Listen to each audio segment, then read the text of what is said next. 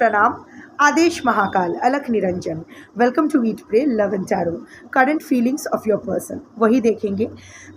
But वैसे तो मैं इसको ओपन रखूँगी कि रोमांटिक नॉन रोमांटिक कोई भी है जिसको भी सोच के आप ये रीडिंग देखोगे उस पर्सन की करंट फीलिंग्स एसोसिएट उससे रेजोनेट हो पाएगा.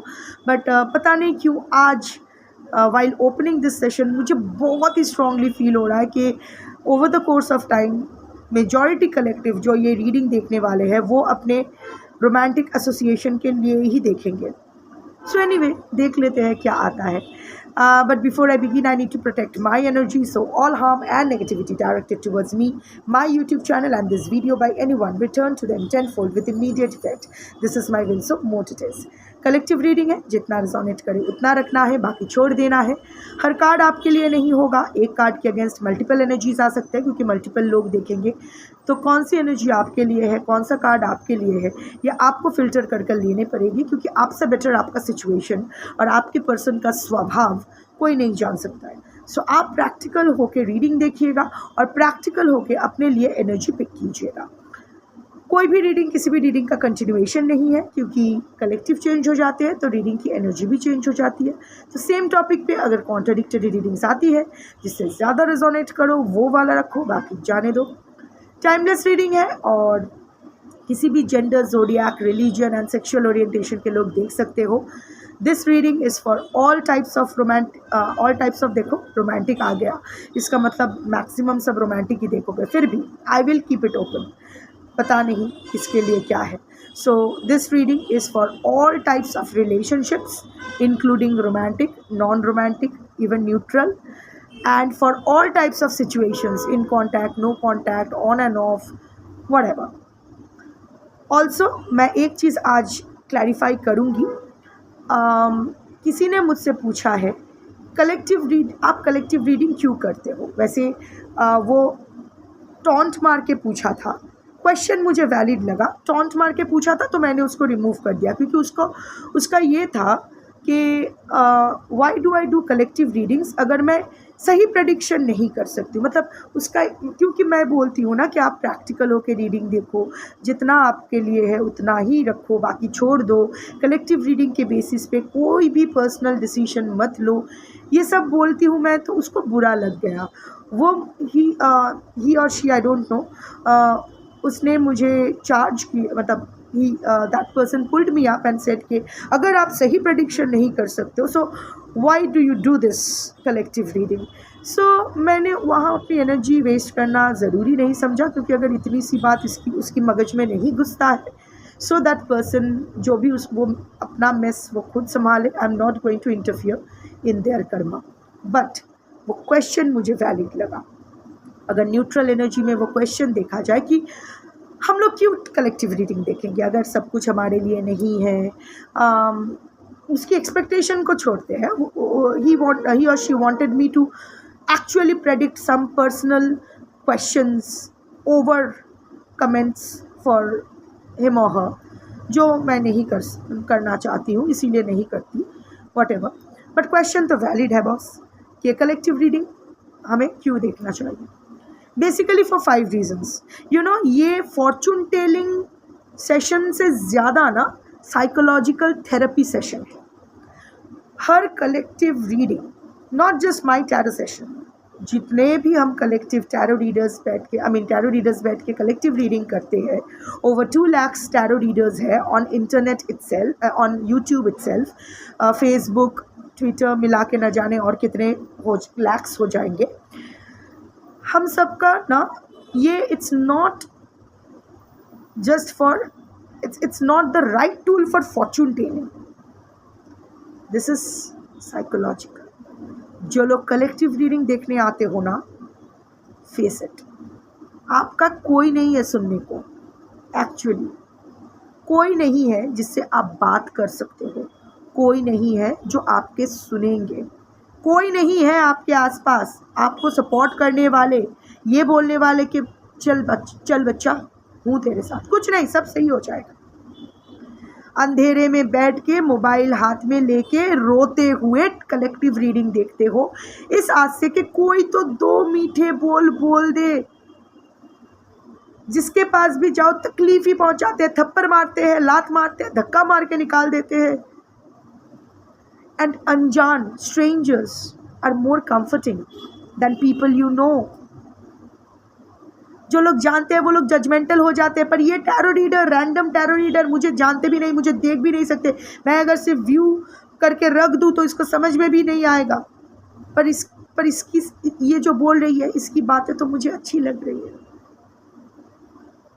So first of all comfort and reassurance. ये जो आप लोग सुनते हो ना मल्टीपल जगह से, abundance is coming, your person is coming, third party के साथ आपके पर्सन का बड़ा झगड़ा चल रहा है, थर्ड पार्टी, शायद आप भी जानते हो ऐसा नहीं है, ऐसा नहीं होगा, वो नहीं आएंगे, पर सुनना उस वक्त सुनना ज़रूरी है बॉस, एडमिट इट। उस वक्त सुनना ज़रूरी है, नहीं तो मर जाना है हम लोगों को, दिमाग फट जाना है। एटलीस्ट ये जो momentary, it's like watching a film, कुछ देर के लिए थोड़ा सा डिस्ट्रैक्शन, थोड़ा सा एक, हाँ सब कुछ अच्छा हो सकता है, सब कुछ अभी ख़त्म नहीं हुआ है। ये बोल रही है ना आएगा वो, तो मैं नहीं टूटूंगा या टूटूंगी, मैं ना खुद को फिर से जोड़ने की कोशिश करती, होगा सही होगा, सब कुछ सही होगा। सो ये जो सब लोग बोल रहे हैं ना कुछ नहीं होगा, तू बर्बाद, आप खुद भी खुद को बोल रहे हो तू बर्बाद, वहाँ से कुछ अनजान लोग बैठ के ऐसे ऐसे करके कार्ड शफल कर रहे हैं और बोले अच्छा होगा अच्छा होगा। कितना भी क्लाउनिश क्यों ना लगे, कितना भी अजीब क्यों ना लगे, पर उस वक्त ना उस मेडिसिन की ज़रूरत है अब आप लोगों को। जैसे जैसे आप लोग हील होते हो उतना उतना आप लोग कलेक्टिव रीडिंग देखना भी कम कर देते हो, और ये खुशी की बात होनी चाहिए एक टैरो रीडर के लिए। अब मेरे लिए तो बहुत खुशी की बात है। So this is first psychological for comfort and reassurance. उस वक्त डूबते हुए को एक तिनके की सहारे की ज़रूरत है, और हम टैरो रीडर्स जो लोग कलेक्टिव रीडिंग करने बैठते हैं आपको वो तिनका देते हैं। तिनका तो क्या, हम लोग पूरा हाथ दे देते हैं कि चल सब सही होगा, क्यों नहीं सही होगा। This is number 1। Second is self reflection. Self reflection ये जो बार बार सुनते रहते हो ना, और जो गाइडेंस स्पेशली मैं जो ये आप लोगों को उत्तम मध्यम देती हूँ ना, डांट देती हूँ, ट्रिगर्ड फील करते हो, गुस्सा आता है, अनसब्सक्राइब कर देते हो, अनसब्सक्राइब करके भी देखना वीडियो देखते रहते हो, सोचते हो अनसब्सक्राइब करके मुझे सज़ा दिए हो, मुझे तो पता भी नहीं, but that is your reaction. वो ज़रूरी है, वो फ्रस्ट्रेशन निकालना ज़रूरी है। कमेंट्स पे आके मेरे को तो गाली देना, अपना गुस्सा निकालना, वो भी ज़रूरी है। कुछ कोई तो आउटलेट चाहिए जहां आपका ये फ्रस्ट्रेशन गुस्सा निकले। पर उसके बाद सेल्फ रिफ्लेक्शन भी तो होता है, जो गाइडेंस सुनते हो, जो समझाया जाता है, थोड़ा थोड़ा करके दिमाग सही बैठना शुरू हो जाता है, राइट, रास्ता मिलना शुरू हो जाता है। क्योंकि आप में से कोई भी बेवकूफ़ तो हो नहीं, बेवकूफ़ बनाए गए हो, बेवकूफ़ बने हो अपनी मर्ज़ी से, 60% अपनी मर्ज़ी से, 40% अलाउ किया है किसी को बेवकूफ़ बनाने के लिए, बट हो नहीं बेवकूफ़। तो वो जो आपका जो अवेयरनेस है ना, वो कॉन्शियस है ना, वो स्लोली रिस्टोर होना शुरू कर देता है। Third, the Barnum effect. What is the Barnum effect? किसी रैंडम इंसान के मुंह से कुछ रिलेटेबल वर्ड्स या इंसिडेंट सुनकर आप अपने ज़िंदगी के साथ रिलेट करके यू जॉइन द डॉट्स। मैं शायद कोई रैंडम टैरो रीडर शायद आपके पर्सनल लाइफ को एकदम टोटली मतलब पोर्ट्रे नहीं कर पा रहे, बट वो जो सपोज़ मैं कुछ बोल रही हूँ और आपको अचानक लगा अरे ये तो मेरे साथ हो चुका है, ये तो मेरे साथ होता था। ओके, तो ऐसे जो लोग करते थे, ये जो हम लोग नए नए टर्म सीखते हैं ना, narcissist, avoidance, trauma, childhood trauma, these are the things. इसके बारे में क्यूरियोसिटी, ट्विन फ्लेम, सोलमेट, हम लोग we try to join the dots. Okay, this is the pattern, okay ये पैटर्न तो मेरे लाइफ में भी है। सो यू स्टार्ट जॉइनिंग, तो आप खुद अपना पजल सॉल्व करने लगते हो, आपको किसी की हेल्प की ज़रूरत नहीं पड़ती है। Fourth is very obvious, not everyone can afford personal reading sessions, so collective readings. चलो कुछ तो पता चले. एंड द फिफ्थ वन, आपको समझ में आता है कि आप अकेले नहीं हो. अकेले वो होता है ना कि जब हमारे साथ कुछ बुरा होता है, the immediate effect, the immediate thought that comes के मेरे ही साथ क्यों, सबको तो कितना खुश है. But during collective reading sessions, जैसे आप लोग इतने सारे टैरो रीडर्स को देखते रहते हो, उनके कमेंट सेक्शन पढ़ते रहते हो, तो आपको पता चलता है कि कितने लोग सेम सिचुएशन में सफ़र कर रहे हैं. कितनों के साथ धोखा हुआ है, नॉट जस्ट आपके साथ. सेम स्टोरी, बस स्थान, काल और पात्र बदल जाते हैं.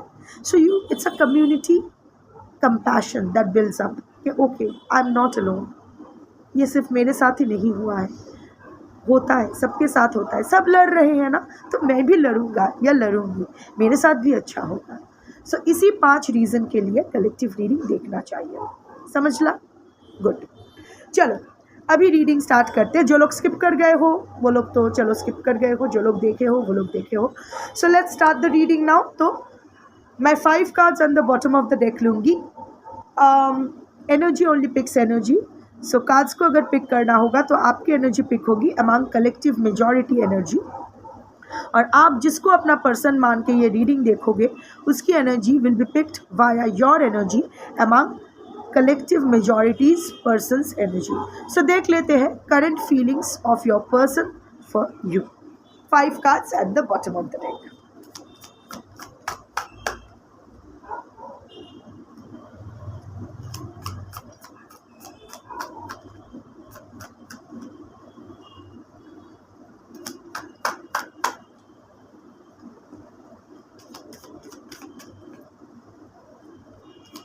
गुस्सा है.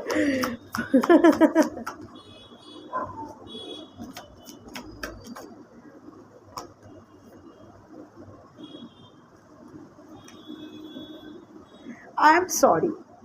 That's the overall energy. चलो, अभी ना your person is a mixed bag of negative emotions. Jealousy, anger, regret, सब एकदम झालमुड़ी बन के बैठे हैं सब एकदम. सो आई एम सॉरी, जेन्युइन रिमॉर्स. और ये सॉरी जेन्युइनली वो दिल से सॉरी फील कर रहे हैं. शायद हाथ जोड़ के अकेले में माफ़ी भी मांग रहे हैं.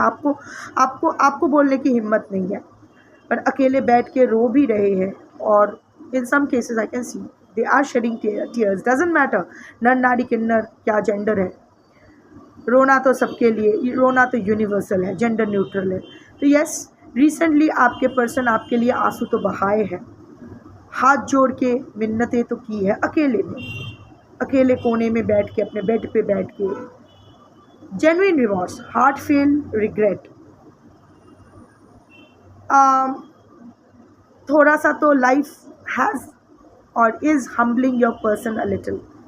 ये इंसान कुछ तो कर्मा फेस कर रहे हैं. लाइफ इज़ टफ, और ये कर्मा कुछ ऐसा ऊपर नीचे, मतलब कुछ life is tough, but more than that ये कर्मा पता है कैसा है? इट्स लाइक रिग्रेट का, कि यार now your person is understanding your worth, that's for sure. आया है यहाँ, गुस्सा है, इसीलिए आप ज़िंदगी में आगे बढ़ रहे हो. आपके पर्सन ने कभी शायद सोचा भी नहीं था कि आप उनके बगैर कभी रह भी पाओगे या रहने के बारे में सोचोगे भी. आपके पर्सन के अलावा बिना आप कुछ नहीं हो. हमेशा यही आपने आपके पर्सन से कहा है कि तुम नहीं तो मुझे कुछ नहीं चाहिए, तुम हो तो सब कुछ है. बट वही आप, ऑफ कोर्स अभी आपके पास और कोई ऑप्शन तो है नहीं. ज़बरदस्ती किसी को रिश्ते में तो रखा नहीं जा सकता है ना. ज़बरदस्ती आप किसी से प्यार नहीं करवा सकते हो, रिस्पेक्ट नहीं पा सकते हो उसका. So now you are okay with it, you have accepted your situation, you are trying to restore your peace, you are moving forward in life. अच्छा कर रहे हो. और अभी ना आपके पर्सन को लग रहा है, तब तो आपके पर्सन ने आपकी कदर नहीं की, अभी लग रहा है कि my god what have I lost, ये मैंने क्या कर डाला. So life is humbling your person a bit when it comes to you. Heart felt remorse, हाँ पूरा एकदम क्या कर दिया हर टाइम। जब जितना वो आपको देख रहे हैं ना, उतना ही इट्स लाइक हाथ से अरे मैंने पत्थर सोच के हीरा फेंक दिया, that kind of energy. So overall regret की एनर्जी है, सॉरी की एनर्जी है, रिमॉर्स की एनर्जी है। और उसकी वजह से क्योंकि उसको लग रहा है कि आप तो कहते थे कि आपकी देखो अनरेवल्ड पूरी ज़िंदगी, पूरा घेटे घाव, लाइफ पूरा एकदम मेस्टअप है, सब कुछ हर दिशा उड़ रहा है एंड सब कुछ हाथ से जा रहा है and your person is not being to make any sense of it. Current feelings आपके लिए देख रही हूँ and you are walking past the door, एकदम हवा के झोंके की तरह। Things are moving very fast for you.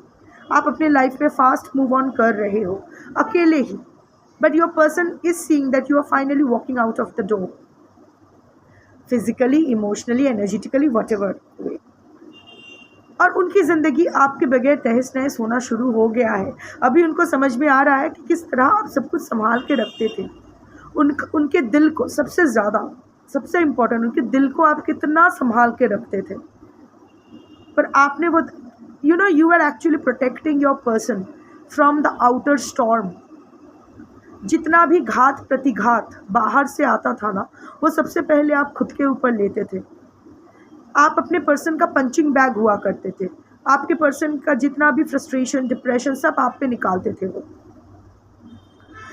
और आप भी बाहर वालों, शायद आपके पर्सन को जो भी ह्यूमिलिएशन आपके पर्सन फेस करे, whatever, this person has a lot of childhood trauma, but you were the only one who were to understanding and आप ना अपने पर्सन को इस तरह हैंडल कर रहे थे जैसे वो कांच के बने हैं, बहुत ही संभाल के। आप जानते थे ये इंसान बहुत ही वोलेटाइल है, अ मैन चाइल्ड और अ वुमन चाइल्ड, इसको बहुत ही केयरफुली हैंडल करना पड़ेगा। So you were literally doting on your person, but now you are gone. It's a volatile situation. आपकी एनर्जी स्पाइरल कर रहा है, like your energy is moving up, you are full on energy, you are taking on life, you are doing whatever you want to do. It's like आपके person देख रहे हैं कि आप आज़ाद हो गए हो। दुख है आपके पर्सन को खोने का, but somewhere or the other you are feeling relieved कि एक बोझ उतर गया है ज़िंदगी से, दिल से। ये घुट घुट के अपने एनर्जी के साथ कॉम्प्रोमाइज़ करके रहना नहीं पड़ रहा है। ये ब्रेड क्रम्बिंग से पेट नहीं भरना पड़ रहा है। ये दिन रात ब्लेम शिफ्टिंग नहीं सहना पड़ रहा है। So you are feeling relieved and it's showing on your face. You are glowing, you are smiling, you are embracing life. Life is tough for you. Of course, your person is seeing that. Of course, your person knows you love you love him or her. अभी भी प्यार है, अभी भी you care for that person. जिस वो romantic हो, unromantic हो, whatever, केयर करते हो, कंपैशन है, एम्पैथ हो, अभी भी उसको समझते हो, बट वापस नहीं चाहते हो। इट्स लाइक तेरा बोझ तेरा, अब तेरा बोझ मैं नहीं उठाने वाली हूँ, अब तेरा बोझ तू उठा, मैं तो आज़ाद हो गई, अब मैं तो पंछी बनी उड़ती फिरूँ मस्त गगन में, दैट काइंड ऑफ एनर्जी। और ये देख के ना आपके पर्सन को समझ में नहीं आ रहा है कि वो क्या करे। पूरे उसकी इनर वर्ल्ड ना तहस नहस हो रखा है, एक तूफ़ान उठ रहा है दिल में और वो नहीं जानते इस तूफ़ान को शांत कैसे किया जाए। और क्योंकि वो नहीं जानते ये तूफ़ान है किस लिए, क्योंकि वो तो बहुत श्योर है कि उसे आपसे कोई लगाव नहीं है। It was just one of the many relationships और it was a relationship not important enough for him और हर। तो फिर ये बेचैनी क्यों, ये तूफ़ान क्यों, आपको जाते हुए देख इतना घबराहट क्यों, इतना छटफटाहट क्यों, समझ में नहीं आ रहा है उसका। बहुत ही बेचैन आत्मा बने भटक रहे हैं, भटकने दो। चीटिंग, उनको लग रहा है कि you are cheating on him और her, not necessarily with another person, हो भी सकता है, शकी है, शक हो रहा है कि what's there behind your glow. आप भी शायद ऐसा कुछ पोर्ट्रे कर रहे हो कि कोई है, कोई whatever, even otherwise I am seeing कि your person is thinking that you are cheating on your person. नहीं तो betrayal, betrayed trust, hidden actions, broken integrity. एक तो फॉर सम आई कैन सी कि आपके पर्सन सोच रहे हैं कि आपका कोई अफेयर चल रहा है पीठ के पीछे, आपने उसका ट्रस्ट तोड़ा है, या फिर यू ऑलवेज सेड के आपके लाइफ में आपके पर्सन के अलावा और कोई आएगा नहीं या आएगी नहीं। तो फिर ऐसा क्या, आपके पर्सन गए और आप किसी और के साथ आगे बढ़ने के बारे में सोच रहे हो? ऐसे कैसे हो सकता है? आपको तो उम्र भर इंतज़ार करना पड़ेगा राजा का बेटा या रानी महारानी वापस आते हैं या नहीं।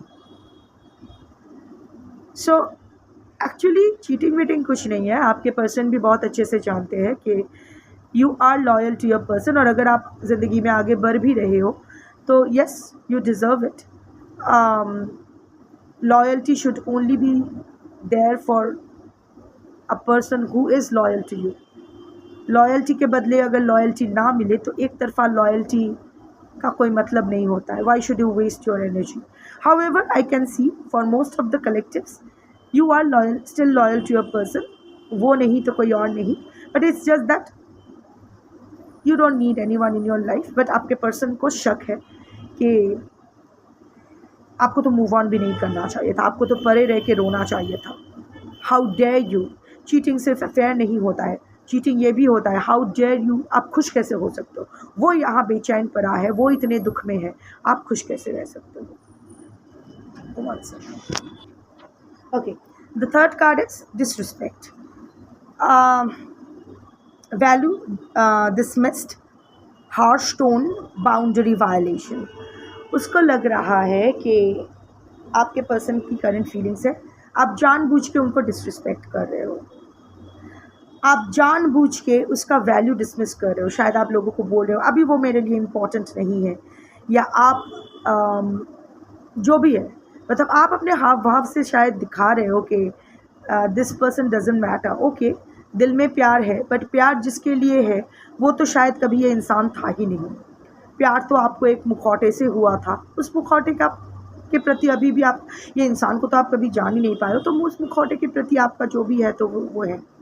What ever it is, I can see that may be आपने बहुत ही हार्श टोन, ये भी हो सकता है लोगों के सामने या अकेले में भी सही, बहुत ही हार्शली किंग ऑफ स्वर्ड्स या क्वीन ऑफ स्वर्ड्स की तरह आपके पर्सन से बात करते हो, बहुत ही कोल्ड या बहुत ही हार्श टोन में, बहुत ही रफली आपके पर्सन से बात किए हो, तो आपके पर्सन को लग रहा है कि आप उसको जानबूझ के डिसरिस्पेक्ट कर रहे हो। अभी तो आपके नज़रों में उनका वैल्यू डिमिनिश हो गया है। अभी उसको लग रहा है कि शायद, and at the same time आपके पर्सन को ये एहसास भी है कि उसने आपकी बाउंड्री को वायलेट किया है। There has been boundary violation by your person. वो जानते हैं कि वो डिज़र्व करते हैं ये सब। वो क्या है ना, लाइक आई सेड कि your person is in a totally messed up energy. उसका दिल से वो जानते हैं कि जो भी आप कर रहे हो, आपके हर चीज़ जस्टिफाइड है, बट क्योंकि वो इतना, your person is not being able to, वो अपने आँखों में खुद नहीं देख पा रहे हैं, feeling embarrassed, feeling so humiliated, तो इसीलिए ना वो खुद को जस्टिफाई करने की कोशिश कर रहे हैं कि ठीक है मैंने जो किया तो किया, आप क्यों मुझे, okay I violated your boundary, so but why are you disrespecting me. ये तो अच्छे से भी बोल सकते थे। वैसे ये सब फालतू की बात है, मतलब इस बातों का कोई मतलब नहीं। आप बहुत अच्छे से बहुत बार बोल चुके हो। That energy I can channel from the collective majority. तो कलेक्टिव मेजॉरिटी आई थिंक आप लोग बहुत ही स्ट्रिक्ट हो अपने पर्सन के साथ, to an extent of being disrespectful. लोगों के सामने, अकेले, हर जगह जहाँ मौका मिल रहा है ना, आप ऊपर नीचे दाहिने बाएं आगे पीछे सब बजा रहे हो, आपके पर्सन को एकदम ढोल की तरह बजा रहे हो। And you have your reasons for it, so I'm not going to get there, but आपके person is feeling very disrespected। अच्छे से भी तो बोल सकते थे, पहले तो कितने अच्छे से समझाते थे, कितने अच्छे से पुचकारते थे। Narcissistic behaviour of course. अभी आपके पर्सन को लग रहा है कि अभी आप नार्सिसिस्ट बन रहे हो, सिर्फ अपने बारे में सोच रहे हो। पहले तो ऐसा नहीं था, सिर्फ सेल्फ ऑब्सेस्ड हो, जो भी इसका मतलब यही है कि आप पहले से ही नार्सिसिस्ट थे। अभी आपके मन मुताबिक आपके पर्सन ने नहीं दिया ना, इसीलिए आपका वो जो एम्पैथी था ना, वो शैलो एम्पैथी था, वो सिर्फ दिखाने के लिए एम्पैथी था। थोड़ी ना आप अपने पर्सन से प्यार करते थे, कुछ एम्पैथी नहीं था, कुछ नहीं समझते थे, हमेशा सेल्फ ऑब्सेस्ड थे। आपको जो चाहिए वो इस रिश्ते से नहीं मिला, इसीलिए आपने अपनी बाबू सोना को छोड़ के चले गए, या फिर आपके बाबू सोना आपको छोड़ के चले गए तो उसका इंतज़ार में अपनी ज़िंदगी बर्बाद नहीं किया। सो या आपके पर्सन को लगता है you are pursuing an entitlement pattern. चाहते हो कि आपके पर्सन आपको गॉड की तरह गॉड ट्रीटमेंट दे, पेडेस्टल ट्रीटमेंट दे। आपके पर्सन को लग रहा है ये गुस्सा वाला एनर्जी है, शायद वो नार्सिसिस्ट है, पर उनको अभी लग रहा है कि आपकी एनर्जी उसके लिए फेक थी, बिकॉज आप फिर से रेसरेक्ट कर रहे हो अपनी लाइफ। अगर बर्बाद होकर ही गिरे पड़े रहते, रोते रहते उनके पैर पकड़ के, तो शायद अच्छा होता। नर नारी किन्नर जो भी आप हो, डजंट नेसेसरली मीन ऐसा सर पकड़ पैर पकड़ कर रोना सिर्फ लड़कियां ही नहीं करती है, लड़के भी करते हैं। I have my clients, I have seen how pathetically they were treated by there other house. So I know that ये सिर्फ यही होता है, मैक्सिमम क्षेत्र में यही होता है कि आई हैव सीन के दोनों में से बहुत ही कम होते हैं जो इक्वली कंपैटिबल होते हैं, नहीं तब तो टैरो रीडिंग देखने की नौबत ही ना आए। So yeah right now your person is feeling that you are turning a narcissist. सिर्फ अपने बारे में सोच रहे हो, अपने पर्सन के बारे में नहीं सोच रहे हो।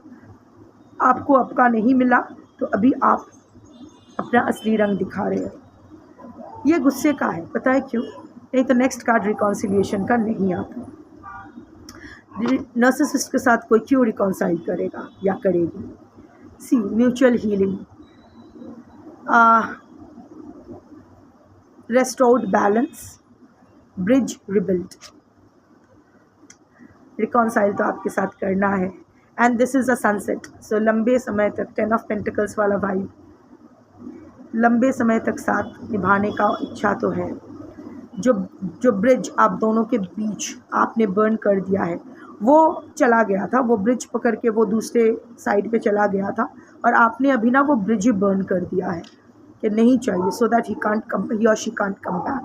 पर अभी आपके पर्सन वो ब्रिज रिबिल्ड करना चाहते हैं, और वो जानते हैं दोनों को ही हीलिंग की ज़रूरत है, और ये भी वो फील करते हैं कि आप दोनों ही एक दूसरे को हील कर सकते हो। आपकी दवाई वो है और उसकी दवाई आप हो। सो म्यूचुअल हीलिंग, उसको ये समझ में आ गया है कि बहुत दिन हो गए उसको उसकी दवाई नहीं मिली है, और आपको भी शायद आपकी दवाई नहीं मिली है, इसलिए आप भी ऑड बिहेव कर रहे हो एज़ पर योर पर्सन। सो ये बैलेंस वो रिस्टोर तो करना चाहते हैं। तो it's a mixed bag, like I said कि गुस्सा ये वो सब कुछ मिक्स्ड बैग है, बट या जो भी है यही है। आप आगे बढ़ते रहो, because the more your energy is getting refined, the more your energy is getting spontaneous, the more your energy is ascending, उतना ही आप अपने आप के साथ साथ अपने पर्सन को भी हील कर रहे हो कहीं ना कहीं। सो अगर इसके मन में इतना सब कुछ उथल पुथल होने के बावजूद भी आखिरी कार्ड रिकॉन्सिलिएशन का है, और ओवरऑल एनर्जी एपोलोजाइज का है, सॉरी का है। सो आई थिंक कलेक्टिव के लिए एक फेयर, कलेक्टिव मेजॉरिटी के लिए एक फेयरली गुड चांस है। हाउएवर अगर आपको लगे कि no it's a very toxic relationship, मुझे नहीं चाहिए, तो नहीं चाहिए। Trust your instinct, trust your life, क्योंकि आपसे better, like I said in the beginning, आपसे बेटर आपको, आपकी सिचुएशन को और आपके पर्सन को कोई नहीं जानता है। So choose what's best for you. That's your reading for today. Thank you for watching. Shambho.